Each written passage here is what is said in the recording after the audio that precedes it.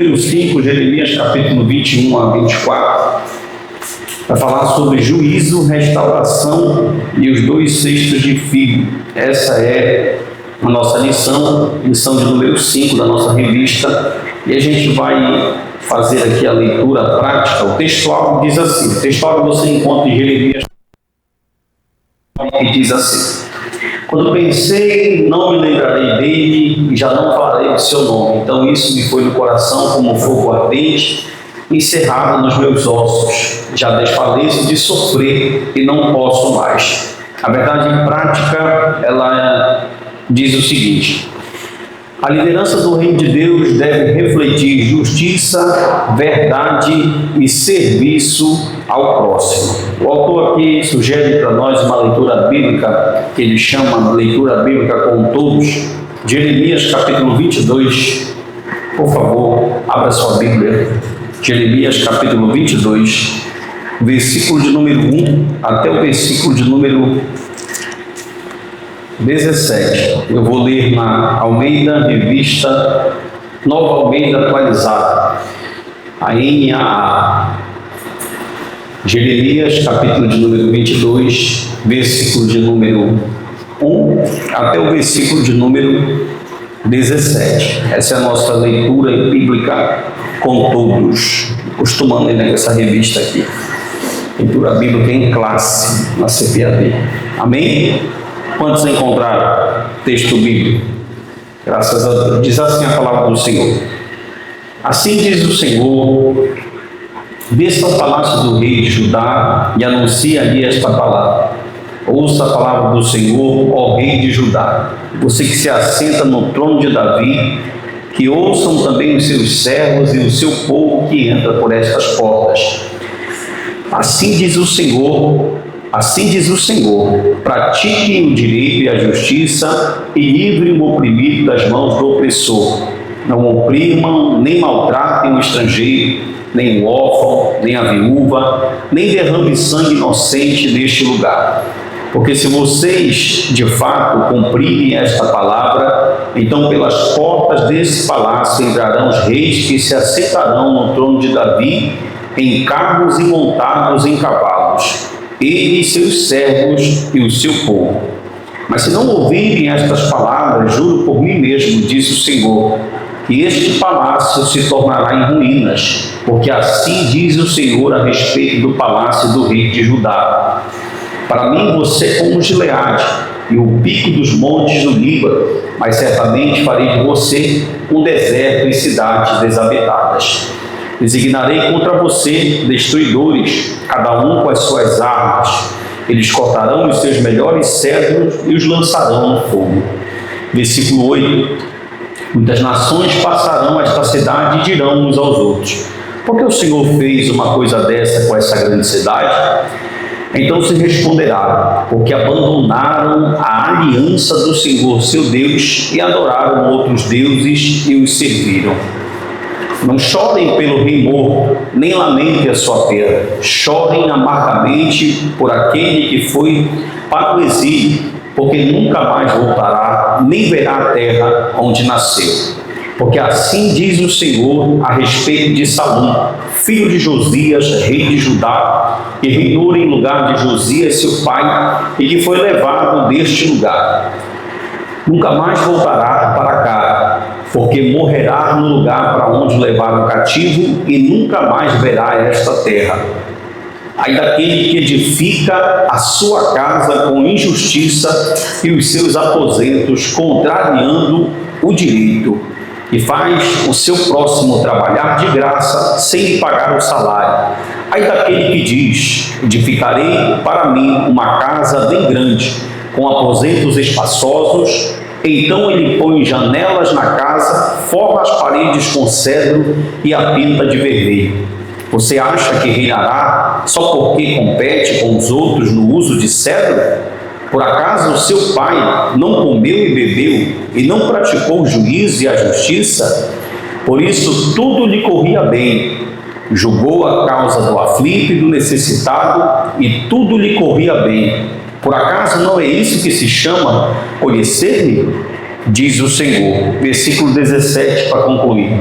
mas os seus olhos e o seu coração estão voltados somente para a ganância, para derramar sangue inocente e para levar a efeito a violência e a extorsão.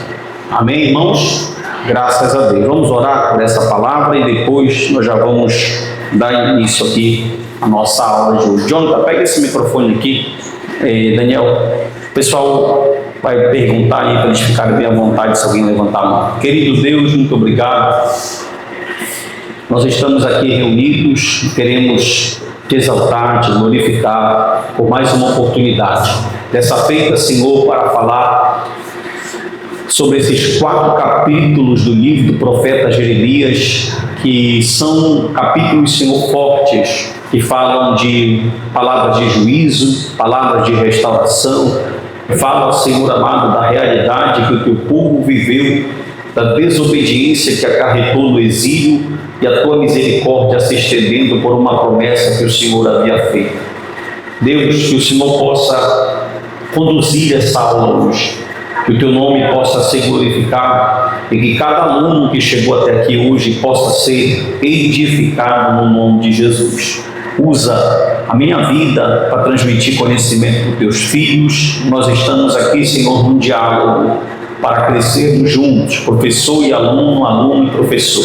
Continua nos abençoando, nos dando vitória, nos ajudando, e que o teu Espírito possa nos direcionar do começo ao final. No Espírito Santo nós pedimos a tua primazia, fica conosco, toca na minha mente, nas minhas cordas vocais, e que o teu nome seja glorificado. Da mesma forma, eu te agradeço e te peço pelos irmãos que vão assistir essa videoaula depois, que eles possam da mesma forma serem edificados para a glória do teu nome. É isso que nós te pedimos em nome do Pai, do Filho e do Espírito Santo, que todos possam dizer amém. Amém. Vocês podem pegar, irmãos, a revista de vocês, fique com a Bíblia aberta, nós vamos precisar dela também, a partir do capítulo 21 do livro do profeta Jeremias.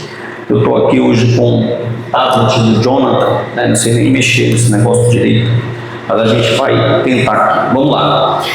Lição de número 5, nós vamos falar sobre os capítulos 21 e 24, de 21 a 24 do profeta Jeremias, que é uma lição. Nós vamos ter 2 tópicos. Esses 21 capítulos, como eu disse, eles vão estar tratando de juízo de Deus, o enredo ali é o cerco babilônico. Ele vai estar tratando de Deus julgando com justiça, né? A justiça de Deus alcançando o povo de Judá, depois de uma sucessão de muitos reis ímpios. Esse reino vai cair em 586, mas também ele vai falar nesses 4 capítulos sobre restauração. É muito interessante nós observarmos nos 4 capítulos que ao mesmo tempo que Deus vem com palavra de juízo, ao mesmo tempo ele não deixa a promessa que ele tem com Davi de fora, e ao mesmo tempo a gente vê palavras de restauração, palavra de renovação para aquele povo. Eu coloquei aqui que lá no Antigo Testamento todos os profetas eles tinham uma mensagem de cunho duplo. Essa mensagem era juízo escatológico e avivamento. Se você pegar qualquer profeta, independente de onde, qual reino, qual local ele estava, qual geografia ele estava, sempre que esse profeta aparecia, eles tinham em comum isso. A mensagem deles tinha um cunho duplo. Eles profetizavam juízo para quem? Para aqueles que não queriam obedecer.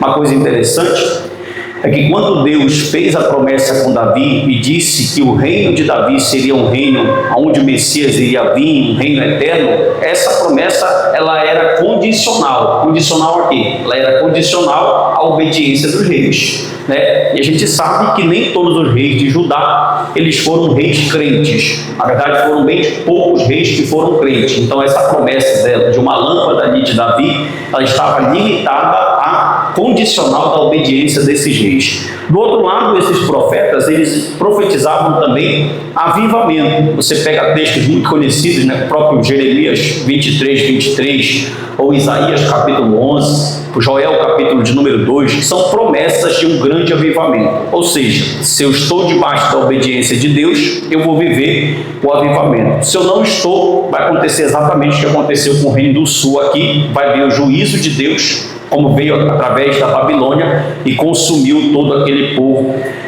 que estava vivendo aqui. Então nós temos aqui, segundo o material de vocês, nós temos 3 objetivos. Nós vamos ter 3 objetivos nessa lição. Primeiro, nós vamos compreender o sofrimento emocional de Jeremias, tá? Segundo, refletir sobre a intercessão como parte do ministério profético. E terceiro, fortalecer no Senhor em tempos de oposição. Já começo aqui falando desse primeiro aqui com vocês, que na verdade o sofrimento emocional de Jeremias é muito forte. O Dr. Stanley Ellis, no livro dele sobre o Antigo Testamento, que é uma obra que eu sempre recomendo aqui, na verdade é uma obra de cabeceira, que a gente faz os esboços do Antigo Testamento, ele fala que Jeremias sofreu mais do que Jó, porque ele teve um ministério profético de 40 anos, onde ninguém ouviu a pregação desse homem, né? E ele sofreu muito. Você vai observar que diversas vezes, em diversos textos, quando você observar, estava tão complicada a situação, o povo já quase se perdendo todo, o exílio bem próximo, Israel, Judá já sitiada, e o povo querendo já na misericórdia. E Jeremias algumas vezes falava que ele não ia mais profetizar, né? Ele dizia para Deus: olha, eu não vou mais profetizar. Mas ao mesmo tempo a gente vê que o chamamento, que o chamado profético, ele é algo que vai além da tua força, além do teu querer. Eu tenho certeza, se fosse a nossa vontade de exercer um ministério, de exercer uma chamada, nós não chegaríamos com êxito até o final. No mesmo texto ele fala: quando eu menos observava, quando eu menos via, eu já estava no arraial, meus ossos queimavam e eu já estava dizendo: assim diz o Senhor. Então a gente vai ver um sofrimento emocional. Esse sofrimento emocional também, ele pode ser caracterizado, Victor, por quê? Porque o profeta Jeremias, ele foi um profeta futurista, né? Ele foi um profeta que ele teve no final da vida dele, você vai pegar lá no capítulo 39 do livro, a partir do 39, Deus deu o privilégio para esse profeta, para ele observar algumas profecias que ele falou acontecer. Então, durante todo o seu ministério profético de 40 anos, muitas profecias não aconteceram. E vocês sabem que aquele povo ali está acostumado com profetas imediatistas, tipo Elias fala: olha, vai cair fogo do céu aqui, o fogo caía. Moisés falava: vai abrir o mar abria. Então eles eram acostumados a ouvir um profeta e o sinal acontecer em seguida. Mas profetas como Jeremias, Isaías, que são profetas messiânicos e têm profecias futuristas, geralmente eles sofrem mais. Outra coisa, refletir sobre a intercessão como parte do ministério profético. Eu estou seguindo a revista de vocês, tá? Sobre a intercessão como parte do ministério profético. A gente vai observar o papel desses profetas aqui. Verdadeiramente não era fácil. Olha para mim aqui. Vocês não estão achando na revista, não? Tá aí, pode observar, porque essa parte aí não tem ainda na de vocês, só tem na do mestre, tá? Daqui a pouco eu falo qual é a parte que tem na de vocês. Olha só, presta atenção para mim.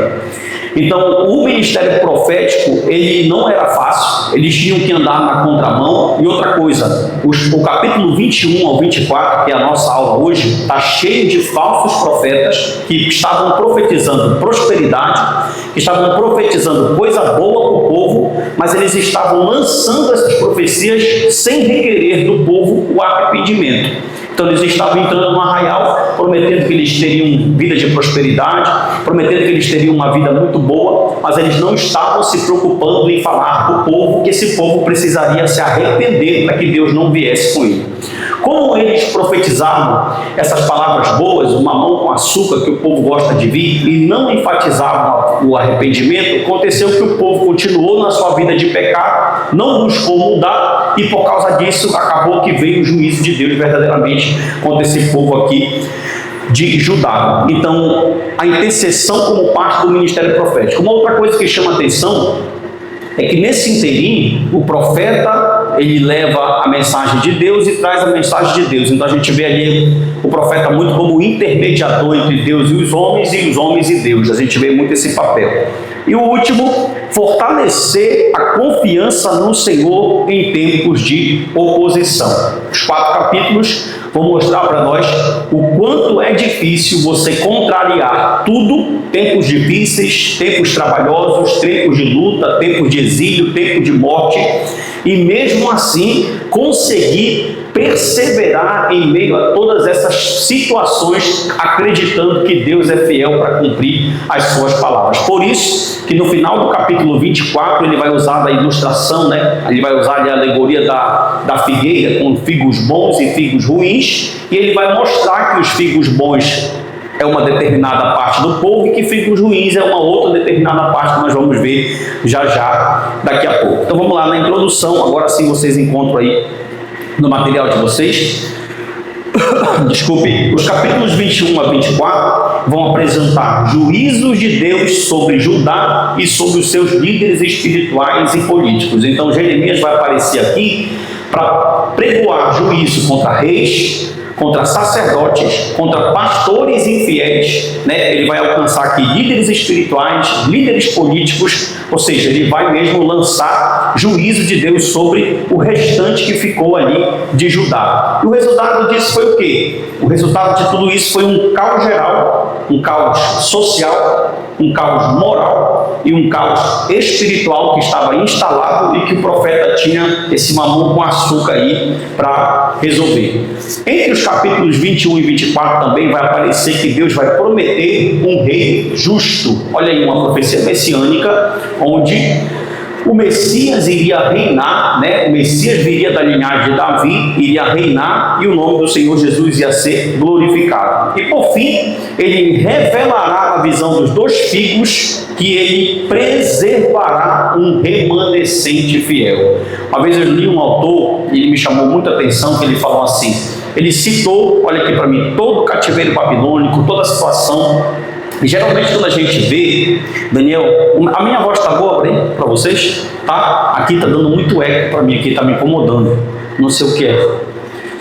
Aqui para mim, se puder baixar um pouquinho, só um pouquinho, só para frente tá ótimo, só aqui, tá? Olha só. Então ele falando do cativeiro babilônico, melhorou aqui, não sei se tu mexeu, mas melhorou. Do cativeiro babilônico, ele dando todo o inteirinho, tudo o que aconteceu, a gente tem uma ideia que o cativeiro babilônico ele foi ruim, né? Ele foi ruim para aquele povo, mas quando você faz um panorama geral, inclusive é isso que Jeremias quer destacar nesses 4 capítulos, que na verdade o cativeiro não foi ruim, mas era algo pedagógico de Deus, que ele estava reservando e preservando um remanescente fiel. E acredite uma coisa, não tinha como a nação de Judá terminar os seus dias na Babilônia. Era impossível aquele povo ser massacrado e terminar a sua vida ali. Por quê? Porque segundo a Bíblia e as profecias messiânicas, o Messias tinha que nascer na Palestina. Vocês não entenderam. Eles estão no cativeiro, então o povo não pode ficar lá. Eles têm que retornar para a Palestina, porque o Messias tem que nascer, segundo as profecias, na Palestina. Então, Jeremias está baseado nisso aqui. Por isso que eu falo, ao mesmo tempo, quando ele vem com uma palavra muito dura, ele não quer saber não se é rei, se é político, se é pastor, se é liderança eclesiástica. Ele vai mesmo como um atalaia, né? Aquele que não muda a mensagem e pregou a mensagem e vai com tudo. Mas, ao mesmo tempo, ele tem uma palavra de quê? De um rei justo. De um Messias que vem, de um rei que vai reinar, e esse reinado ele não vai ser um reinado que vai ocupar a geografia só de Judá, mas vai ser um reinado que vai ocupar toda a terra. Ele vai apresentar isso aí. Perfeito, prosseguindo aqui. Então, o juízo divino sobre Judá, ainda no capítulo 21, no versículo 8, com a Bíblia aberta, por favor, Jeremias capítulo 21, versículo de número 8, o profeta Jeremias diz assim, ó: a este povo você dirá o seguinte, assim diz o Senhor, eis que ponho diante de vocês o caminho da vida e o caminho da morte. O arminiano adora esses textos, né? Eis que eu ponho diante de você o caminho da vida e o caminho da morte. Eles pensam que ele tem o poder de escolha. Versículo 9, quem ficar nessa cidade morrerá à espada, de fome ou de peste, mas quem sair e se render aos caldeus, que são os babilônios, que estão cercando a cidade, não morrerá, conseguirá ao menos salvar a sua vida. Ó, vocês observam uma coisa aí, ó. Quem ir para a Babilônia tem a promessa de ter a vida preservada. E a gente vai ver verdadeiramente na profecia bíblica que Deus guardou algumas pessoas. Daniel está guardado na Babilônia, Ezequiel está guardado na Babilônia, o próprio Jeremias está guardado na Babilônia, Ananias, Misael e Azarias estão guardados na Babilônia. Segundo a profecia aqui, não adianta, é uma conta que Deus está cobrando do povo, e Deus vai explicar. Olha para mim aqui, por favor. Deus vai explicar no contexto por que ele está fazendo isso. Você não vai ver nenhuma vez na Bíblia Deus punindo o povo com a espada dele, com a ira dele, com o juízo dele e deixando isso assim. Antes de Deus fazer isso, ele vai deixar bem claro por que ele está fazendo isso. E aqui ele vai fazer a mesma coisa. Ele vai mostrar, na verdade, que isso aqui é uma conta bem antiga que está sendo paga com juros e correção monetária do povo que desobedeceu a Deus por muitas gerações, por muitos reis, e agora está chegando esse juízo. Mas olha aí, até aí entra a misericórdia, porque o profeta entra e, lançando uma palavra de juízo, ele fala: olha, quem for para a Babilônia ainda vai ter uma chance de se salvar e ser preservado, mas quem ficar aqui em Judá, porque presta atenção, vou perguntar para vocês, vocês são leitores bíblicos, tem muitos estudantes aqui, foi todo mundo que foi para a Babilônia? Claro que não. Texto bíblico em diversas passagens vão dizer o quê? Ficaram pobres, ficaram os miseráveis, ficaram aqueles que eram desprezados pela sociedade, ou seja, aquela parte da população que eram os mais desprezíveis, eles não fizeram questão nenhuma de levar. Deixa eu falar uma outra coisa para vocês. A Babilônia de Nabucodonosor, ela era uma capital com mais de 1 milhão de pessoas. Vocês estão ouvindo isso? Ela era uma capital com mais de 1 milhão de pessoas. Se você observar, no primeiro capítulo do livro do profeta Daniel, Ananias, Misael e Azarias estão passando por um intensivo para se apresentarem para servir a monarquia da Babilônia. Por quê? Porque cresceu tanto o reinado que faltou mão de obra especializada. Então, só os caldeus não era necessário. E Nabucodonosor, que é um título, ele tinha muitos luxos, né? Tinha o jardim suspenso que ele mandou fazer para uma de suas esposas, tinha suas casas de verão, suas casas de inverno. Então o reino tomou uma proporção muito grande. Então quando a gente vê esse interim acontecendo, eles pegaram alguns dos nobres de Judá, Ananias, Misael e Azarias estão nesse rol, para servirem nesse reino aqui, ou seja, era um reino muito grande. Então o profeta Jeremias no capítulo 8 está dizendo o seguinte: olha, é como se ele dissesse assim, ó, não tem mais o que fazer, Deus vai ter que cobrar a conta que vocês estão devendo aí, está vindo aí a Babilônia, mas tem uma esperança, quem não se opor, quem for para lá ainda pode ser preservado, porque na verdade, irmão, deixa eu falar uma coisa para vocês, quantos cativeiros na Bíblia vocês lembram? Vamos só que a gente lembra, rápido, olha aí, ó, 430 anos de Egito, cativeiro sírio, cativeiro assírio, cativeiro persa em 550 a.C., um monte de cativeiro. Israel é uma nação que passa mais tempo presa do que livre. Aí eu pergunto para vocês, onde foi que o povo foi liberto da idolatria? Na Babilônia. Deus levou, depois da Babilônia, tu não encontra nenhuma página da Bíblia, mas depois do cativeiro babilônico, esse povo se prostrando a uma outra nação, a um outro Deus, ou fazendo idolatria. Você não encontra mais. Antes do cativeiro babilônico, você vai ver diversas cenas bíblicas de Israel trocando a adoração de Deus com outro Deus pagão, mas depois do cativeiro babilônico não. Então, o cativeiro babilônico em si, ele não foi ruim. Por quê? Presta atenção para mim, seja lógico. Entre ficar em Judá, prostituída, e está ali na Babilônia, crente, o que você prefere? Porque o povo de Israel tem um problema, que inclusive o autor da lição vai tocar, que é tentar fazer de um lugar geográfico um lugar onde Deus se manifesta mais. Quando, na verdade, Deus não está preocupado com região geográfica, Ele está preocupado com obediência.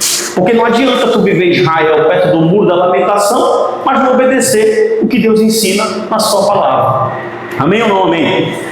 Então a situação era de cerco babilônico. E outra coisa, Jeremias ele vai apresentar ao povo de Judá uma escolha crucial. Aí vem Jeremias, aquele profeta que ninguém quer ouvir, né? Porque presta atenção, ou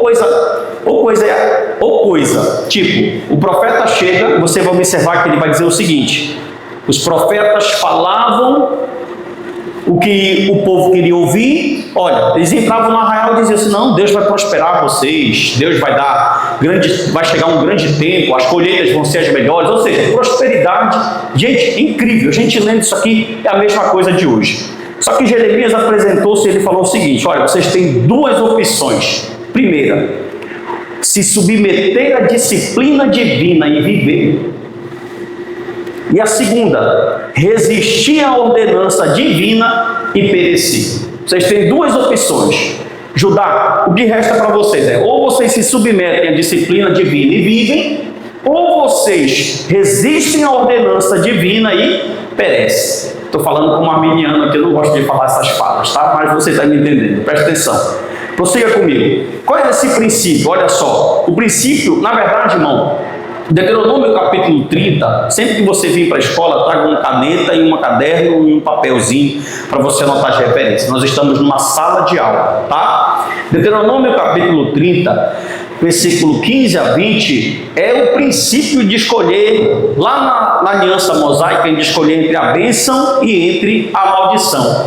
E Deus sempre vai oferecer uma chance antes de executar juízo. Como eu disse, Deus não manda o juízo sem antes anunciar. O profeta falou: não revelará o Senhor aos seus profetas. Antes de Deus falar, engraçado, né, que você lê lá o livro do profeta Abacuque, os 2 primeiros capítulos, e o povo perguntando: poxa, Abacuque, por que está acontecendo isso? É interessante, ó, Abacuque, olha como ele começa: juízos do Senhor, sentença do Senhor. Malaquias: juízos do Senhor, sentença do Senhor. Então a palavra já era mesmo com um povo que estava só a misericórdia de Deus. Então Deus sempre vai oferecer uma chance de restauração antes de executar o juízo. Agora eu pergunto para vocês aqui: 40 anos de ministério, quantos anos? Pare para pensar comigo agora aí. Quantas mensagens ouvidas por Jeremias durante esses 40 anos foram rejeitadas? Pergunto: quantas mensagens aqui no avivamento da palavra, pregadas por mim e por outros pastores que sobram aqui durante esses 10 anos, foram rejeitadas? Muitas foram rejeitadas. E Deus tocando no coração desse homem para ir contra o sistema, para pregar. Sempre eu digo isso: palavra de exaltação é amor, não é outra coisa. Porque a palavra de prosperidade sem arrependimento, ela não te tira da tua zona de conforto e nem faz tu te arrepender do teu pecado. Mas a palavra de juízo, por mais que tu não goste, ela faz tu refletir: eu preciso mudar aqui, eu preciso mudar aqui. E esse homem está 40 anos sendo como boca de Deus, falando a verdade de Deus, e o povo está simplesmente fazendo o quê? Rejeitando o ministério que Deus tem para ele. Escute uma coisa: quando nós conhecemos um pastor, um líder, ou até mesmo um profeta, você que dá evidência para o ministério profético, e tem referência desse homem de Deus, dessa mulher de Deus, desse profeta de Deus, nós devemos honrar esses homens ao extremo. Por quê? Porque, irmão, está ou não está em falha esses verdadeiros pastores que têm responsabilidade com a palavra? Não precisa você ir longe, é só você ver o seu canal no YouTube, no seu celular. A dificuldade de ouvir homens e mulheres pregando o verdadeiro evangelho, sem burlar, sem adulteração, sem ser um evangelho light, é muito escasso. Então, quando a gente tem um Jeremias, a gente tem que agarrar, orar e interceder pelo ministério desse profeta. E essa geração foi tão infeliz, isso só me leva a crer que foi Deus mesmo querendo travar o coração daquele povo. Né? Por quê? Porque não tem como, irmão, um homem libado, crente, que não se corrompeu, que falava, que tinha autoridade, que encarou todo magistrado, reis, profetas, líderes. Mesmo assim o povo trancou o coração para não ouvir a mensagem desse homem. Por quê? Porque era uma mensagem dura, era uma mensagem que tirava da zona de conforto. Escute, os líderes de Judá, olha o que eles fizeram: eles ignoraram o alerta, confiando, sabem em quê?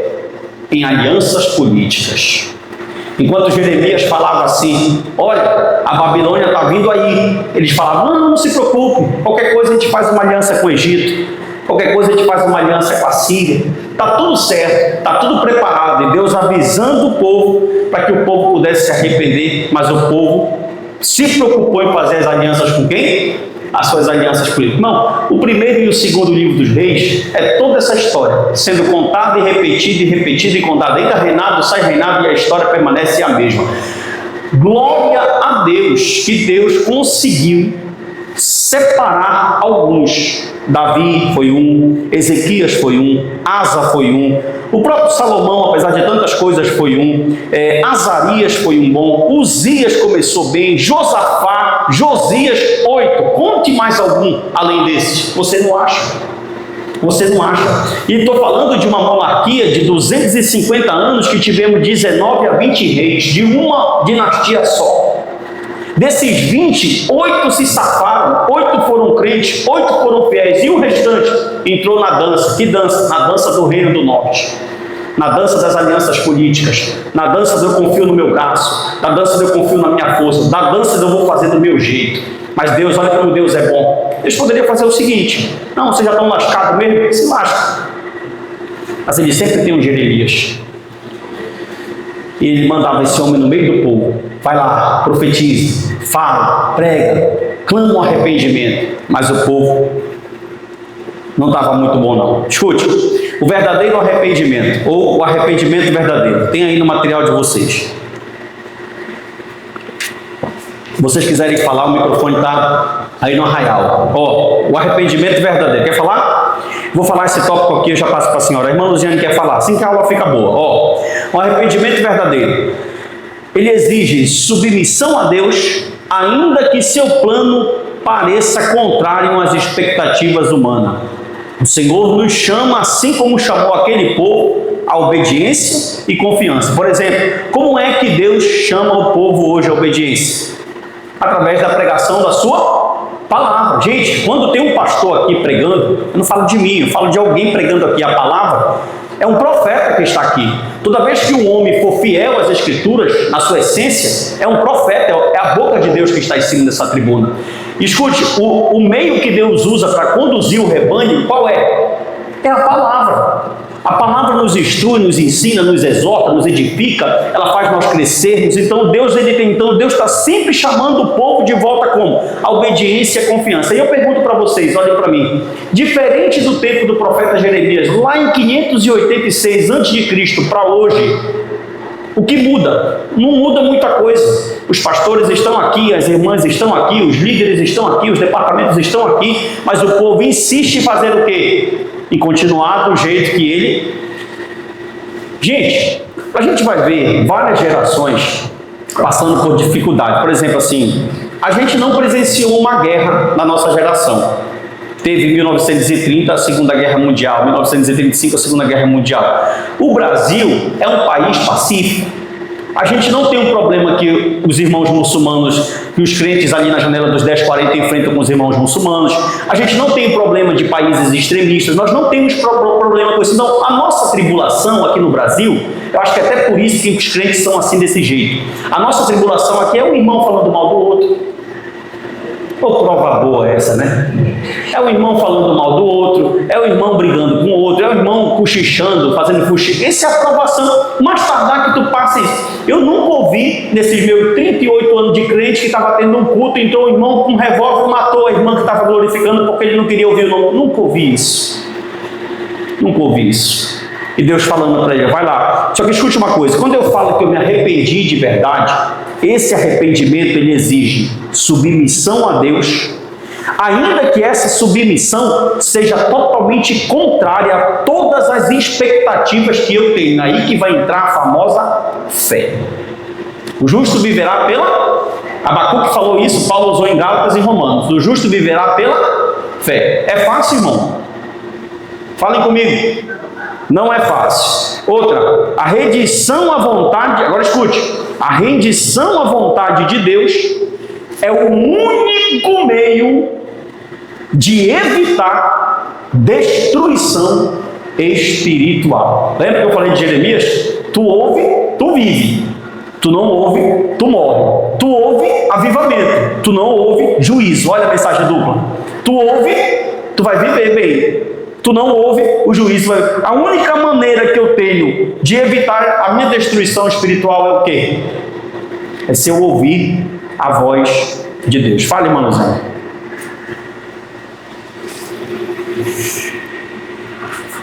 São duas perguntas que eu queria fazer.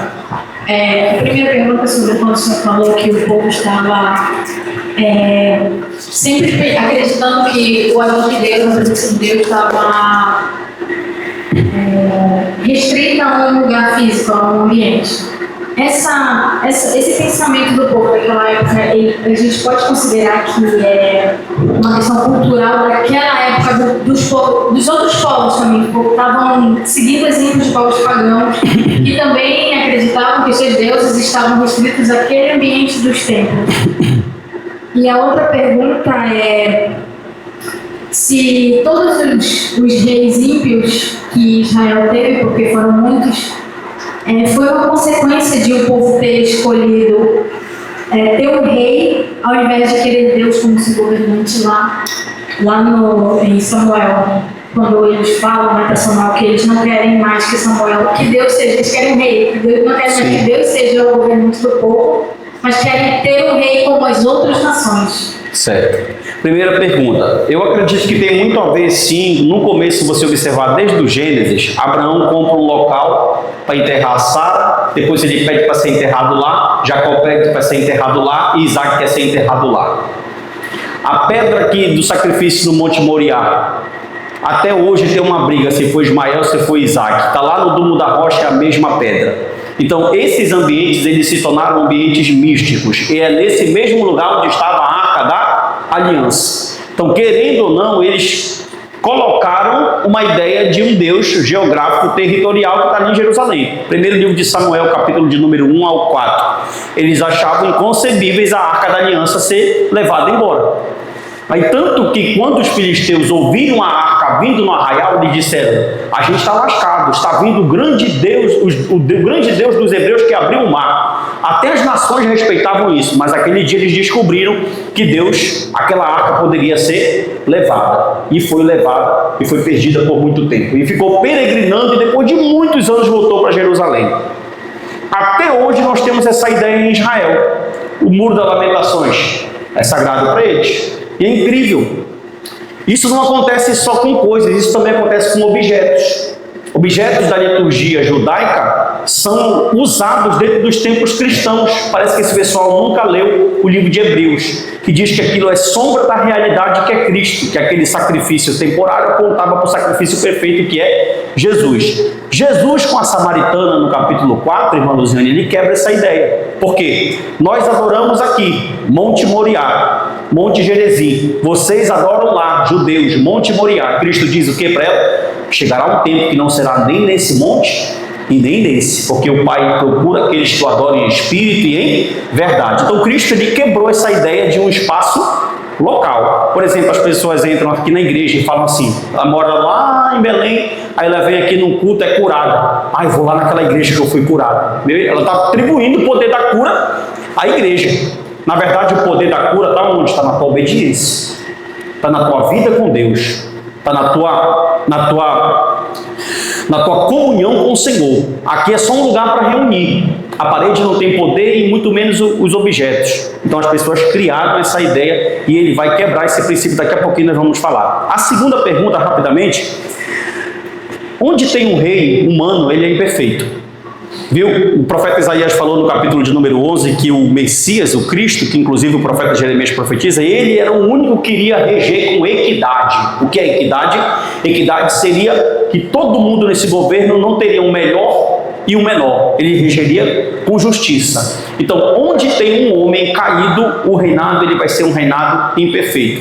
E o povo lá, ele quis, olhou para as nações, os cananeus tinham um rei, os amorreus tinham um rei, os jebuseus tinham um rei. Eles olharam, porque assim, irmã Luziane, o Deus que era o rei deles, a teocracia, eles não viam. Eles queriam um para tocar, como os outros tinham, visível e palpável. Então Samuel foi lá e o Senhor falou: deixa, eles estão fazendo. E fizeram uma má escolha, né? Que está aí a história para contar. 19 reis do norte, nenhum crente. 20 do sul, 8 crentes só. Vamos prosseguir aqui. Injustiça e opressão condenadas. Capítulo 22, versículo 3.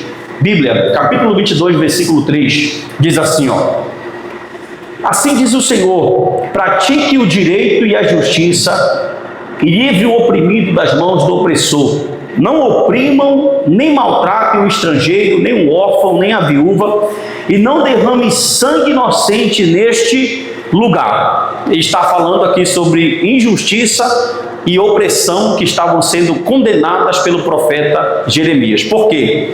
A justiça social, ela era um princípio fundamental na aliança. E quando eu violava essa justiça, eu estava fazendo o quê? Procurando para mim um juízo divino. Por exemplo, quando eu sou o verdadeiro culto, é quando eu pratico a justiça com aqueles que são mais vulneráveis.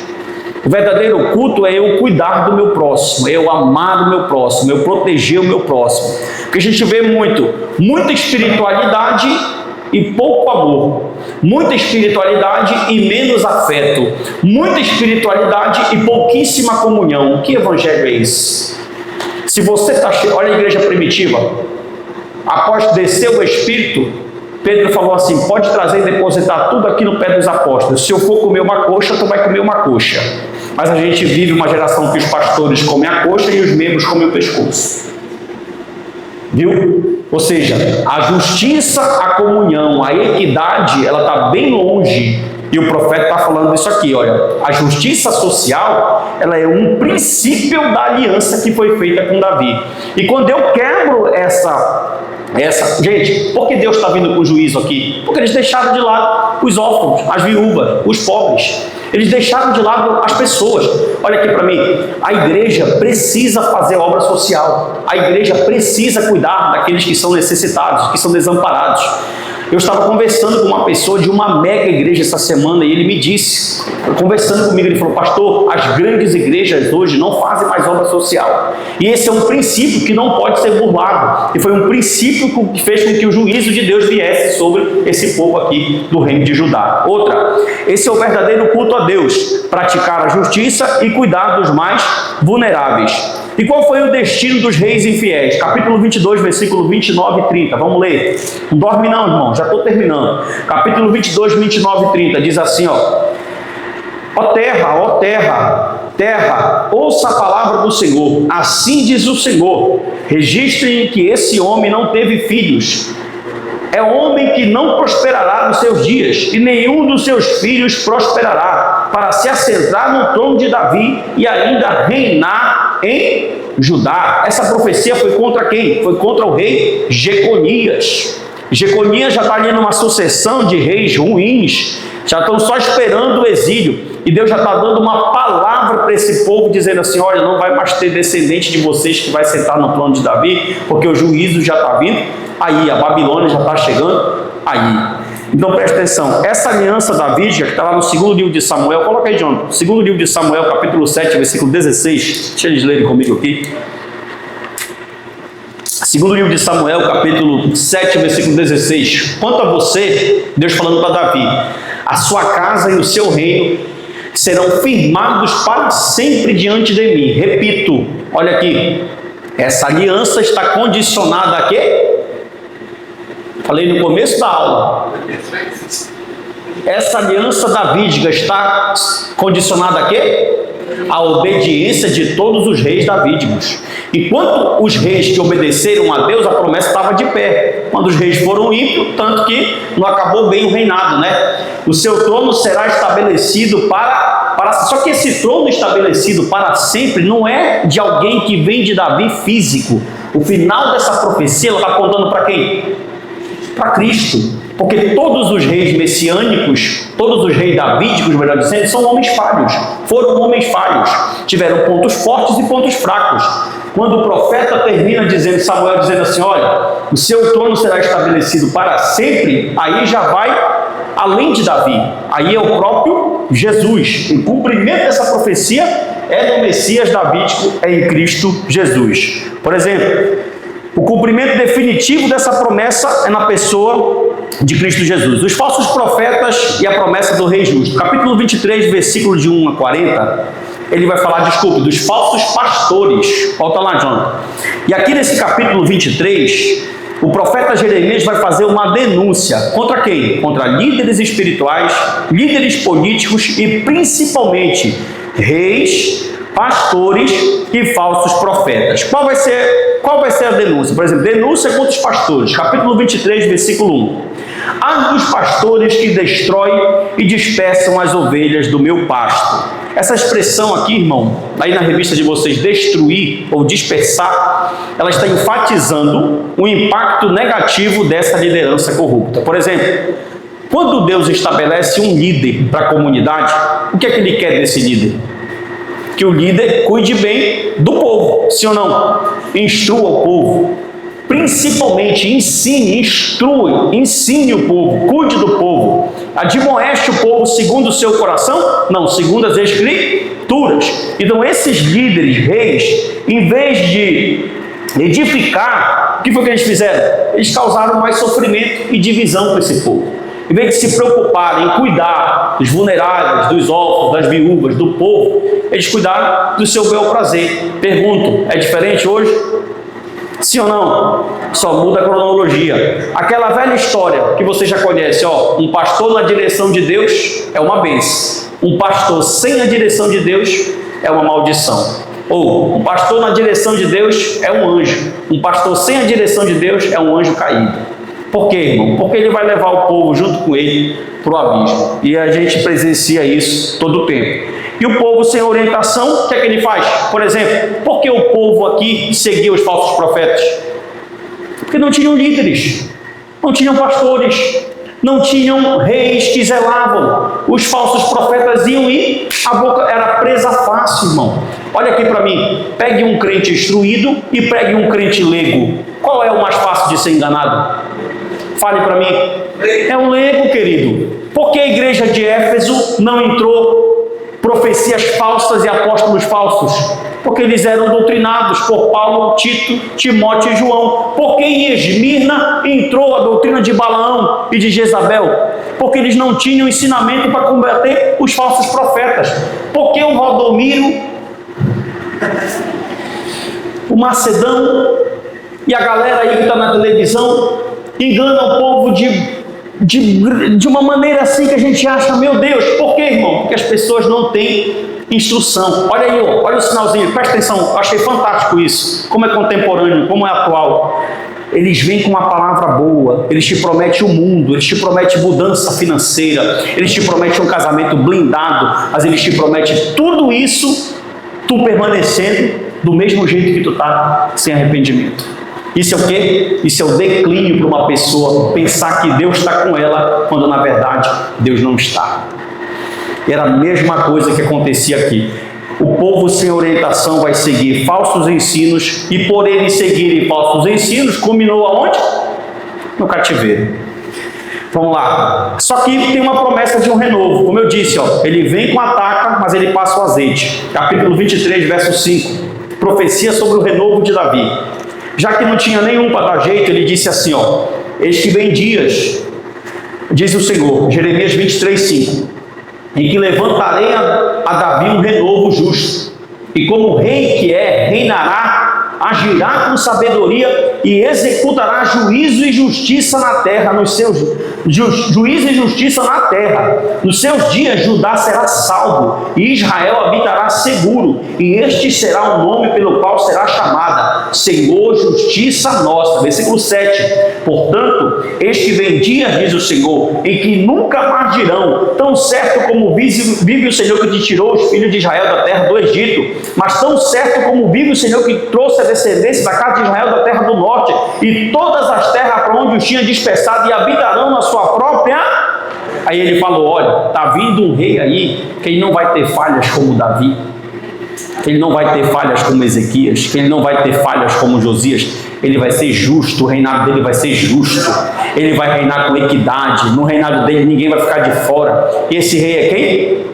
É Cristo, o Messias. Essa palavra, essa profecia, ela é uma profecia messiânica, ela é uma profecia de restauração, é o renovo de Davi. Você pode anotar aí, que a gente não tem tempo, mas se você ler Isaías 11, do 1 ao 10 na sua casa, o profeta Isaías da mesma forma, e essa é mais importante ainda, porque do 1 ao 5 é o Cristo encarnado, e do 6 ao 10 é o Cristo glorificado. Nessa profecia, ele fala dos dois tempos, da primeira passagem de Cristo, o Ebed Yavé, o servo sofredor, e da segunda passagem do Cristo glorificado de Daniel 7, do Bar Baixa. Isaías 11, do 1 ao 10. Olha só. Então essa profecia aqui, está terminando, é a profecia de restauração. Deus vai levantar um rei justo, chamado Renovo de Davi. Seria um rei que governaria com sabedoria, com justiça e com retidão. Em contraste com o quê? Com os reis infiéis de Judá. Tudo que os reis de Judá infiéis não tiveram, esse rei tem de melhor, com qualidade. Na verdade, o reinado dele é um reinado totalmente fora de série, porque ele é o Filho de Deus, o Cristo, nosso Senhor. Capítulo 23, versículo 28, vamos lá, está terminando, é uma profecia contra os falsos profetas. Olha aí, ó, capítulo 23, versículo de número 28. O profeta que tem um sonho, conte como simples sonho, mas aquele em que está a minha palavra, fale a minha palavra com a verdade. Por que esse texto? Olha para mim.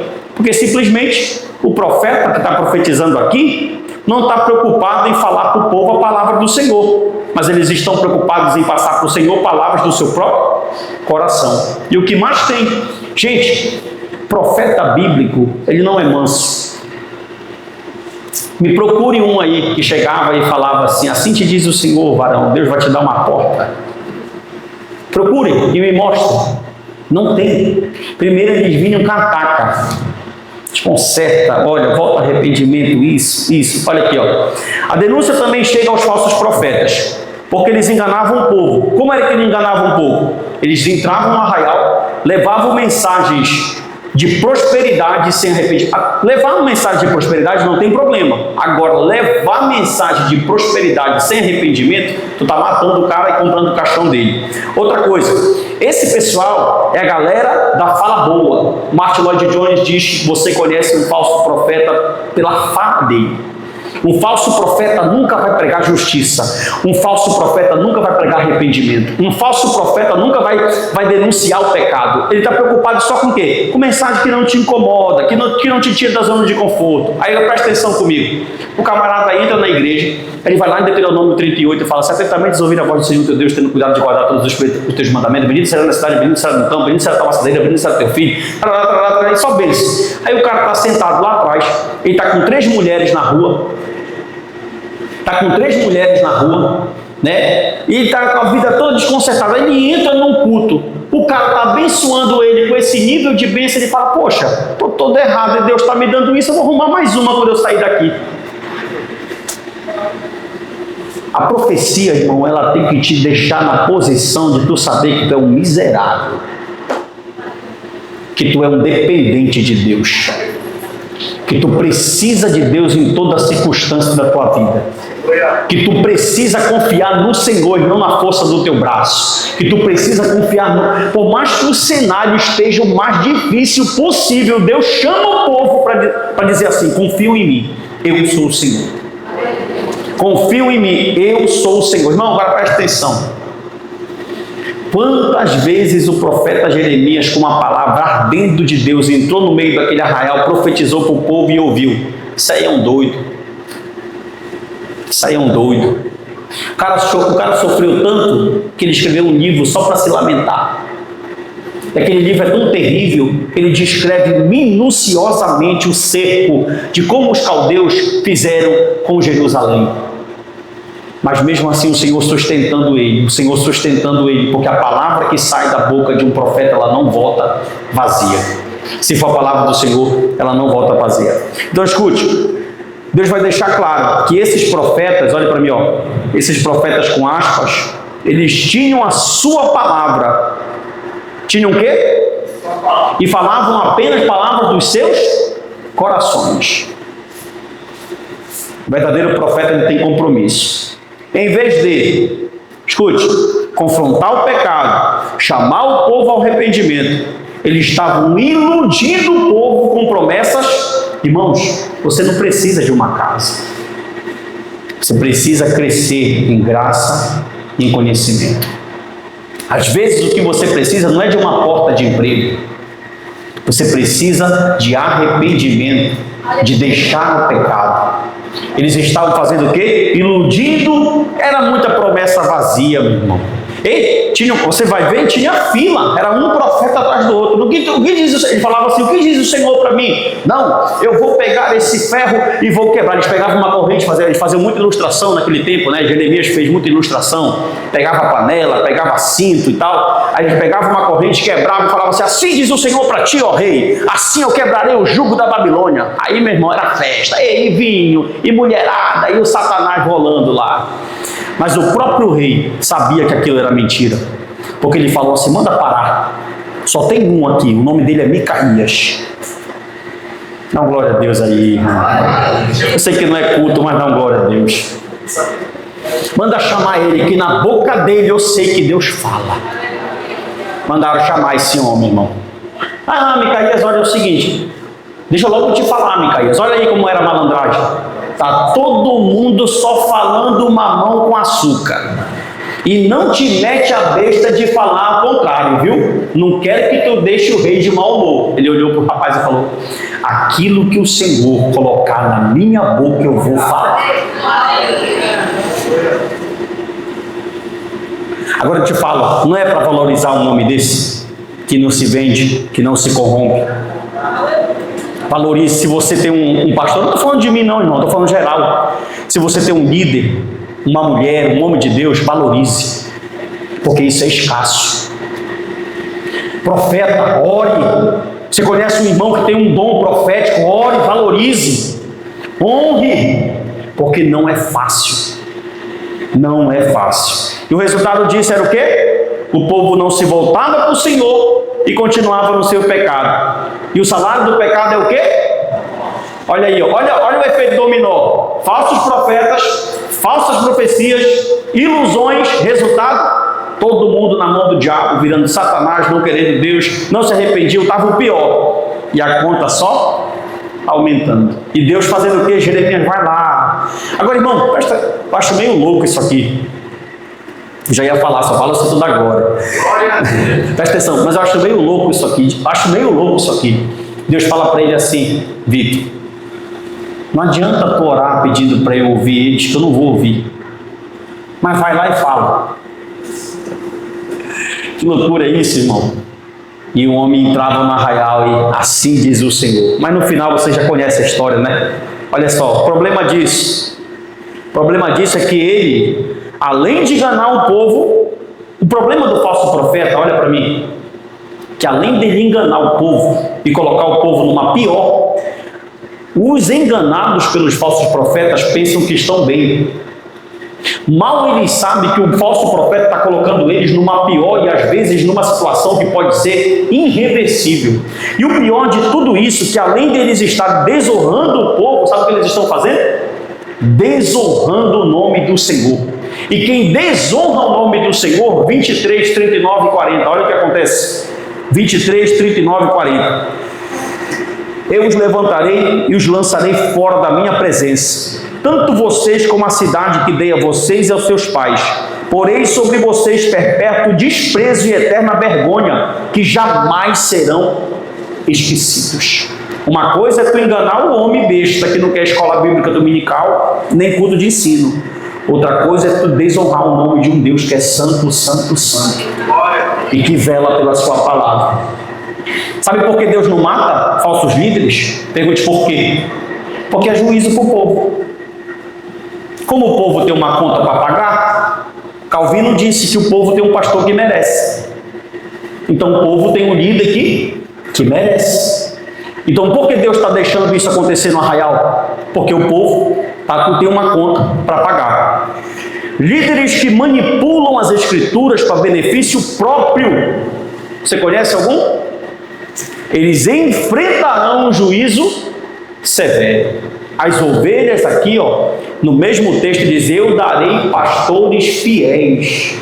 No profeta Ezequiel, no capítulo 34, vocês não cuidaram da fraca, não cuidaram da doente, não cuidaram da cansada. O rebanho tem dono. E o dono está lá em João 10, que é o bom. Capítulo 24, e eu termino. A visão dos figos. Nos figos, irmão, rapidinho, ele ilustra duas coisas. Ele tem figos bons e figos ruins. Tá? Capítulo 24, do 1 a 10. Essa visão vai ilustrar dois grupos de judeu. Primeiro grupo, os figos bons, por incrível que pareça, na profecia, sabe quem são? São os exilados que foram para a Babilônia. E os figos ruins, os figos podres, são os crentes que permaneceram em Judá. Mais uma vez, entre o territorial. Por permanecer em Judá, eles pensavam que estavam protegidos. Interessante que se você ler a profecia toda, vai ter um texto aqui entre os capítulos que Jeremias fala assim, as nações passarão diante dessa cidade, diante desse templo e dirão: por que o Senhor deixou acontecer todas essas coisas com essa terra? Ou seja, Israel era uma cidade falida, Judá era uma cidade falida, Israel era uma cidade destruída. E o povo que ficou lá ainda estava se achando no direito. Rapaz, Não aprende mesmo. Se Deus não abrir o coração, irmão, não tem como. Então, filhos bons são os exilados. O exílio parecia castigo severo, mas na verdade fazia parte do plano divino para preservar o remanescente fiel. Deus promete cuidar deles no tempo certo e os trazer de volta à terra de Judá. E outra coisa, você acha que quem foi fiel a Deus na Babilônia passou mal? Todo mundo lê a Bíblia. Daniel passou mal? Daniel era estadista, meu irmão. Daniel era estadista, primeiro-ministro da Babilônia. Viu? Ezequiel passou mal. Já leu o 39 de Jeremias? O rei falou assim para Nebuzaradã: se ele quiser açaí, dá açaí. Se ele quiser frango, dá frango. Se ele quiser carne, dá carne. O que ele quiser comer, tu dá para ele. Crente fiel, não importa o território. Oh, glória. Onde ele estiver, Deus cuida. Viu? A pessoa, e os bestas lá em Judá? Não tem templo, não tem sacerdote, não tem muro, não tem nada. Ah, mas nós estamos aqui em Judá. É igual aquele crente que tu conhece. Não, eu nasci nessa igreja e vou morrer aqui. É porque ele é profeta, ele vai morrer lá mesmo. Né? Eu nasci nessa e vou morrer. Vai morrer lá mesmo, irmão. É incrível isso. Ele se apega com denominação. Se apega com prédio. Meu irmão do céu. Deus e as suas pedagogias, disciplina nem sempre é rejeição. A disciplina é cuidado. E os filhos ruins são aqueles que ficaram na terra de Judá. Quem ficou? Incluindo o rei Zedequias. Olha para mim aqui. Ficou lá em Judá. Quando o general chegou, arranca os olhos dele, dos dois, do rei, e arranca os olhos de todo o filho. Já pensou, irmão, essa crueldade? Meu irmão, quando a conta chega, ele tentou fugir para o Egito. Eles se achavam seguros por habitarem na terra prometida, mas a permanência deles ali não era sinal de bênção. Escuta, os que estavam em Judá não ficaram lá porque eram abençoados. Olha que tristeza que eu vou falar para terminar a aula. Os que ficaram em Judá ficaram lá porque eram rejeitados. Os com Deus estavam, sabe onde? Na Babilônia. Tem momento que Deus tem que te levar para a Babilônia para te guardar. Nunca pensei que eu ia falar isso. Mas eu falei, tem momentos que Deus vai te levar para a Babilônia para te guardar. Terra estranha, Deus estranho, povo estranho, cultura estranha, costumes estranhos, mas está guardado. Porque não interessa se tem terra estranha, costume estranho, rei estranho, Deus estranho. Se tu é crente, onde tu for, tu vai perseverar. Aleluia. Deus vem além, A lição é, o lugar certo para se estar é onde Deus quer. E aonde é que Deus quer, pastor? Escute, o verdadeiro povo de Deus não é identificado por localização geográfica ou status. O verdadeiro povo de Deus é conhecido pela disposição de conhecer, obedecer e confiar nos propósitos de... Não é a congregação, não é o avivamento na palavra, é a tua obediência. Tu pode estar numa congregação, irmão, que todo mundo não quer ser crente.